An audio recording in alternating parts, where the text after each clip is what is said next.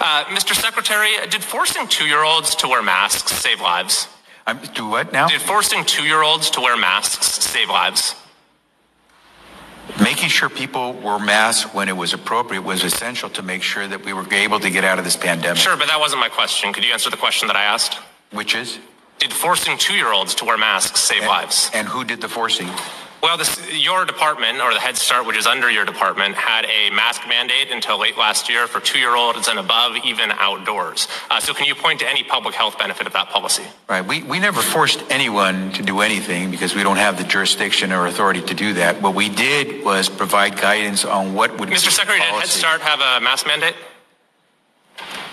We provide a mask mandate, a requirement for jurisdictions that wish to receive money to provide particular services. So Head Start did have a mask mandate for kids, yes? We had a mask mandate for for agencies that wish to get federal dollars. So that's a yes. So can you point to any benefit, it's not a yes to any public health benefit from that policy, whether it was recommended or enforced or forced, of requiring young children to wear masks? Did families benefit from the policy of using all protection, all precautions to avoid? No, I'm not asking you to rephrase my question as some abstract question that you'd rather answer. I'm asking that you, as the person who's the Secretary of Health and Human Services, right now, can you point to any evidence that there was a public health benefit to forcing young children to wear masks? Well, the fact that today we are not losing lives the way we lost them when we first got into this pandemic. And you think that's because we forced 2-year-olds to wear masks?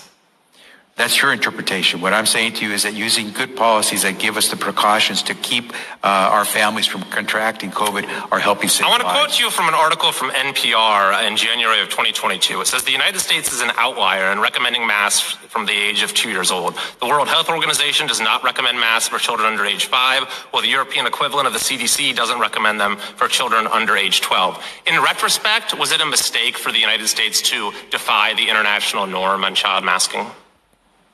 The U.S. has been working closely with our international partners, and we have done more than any other country to try to help. But that's not what I asked you. I asked you, was it a mistake to defy the international norm on the issue of child masking?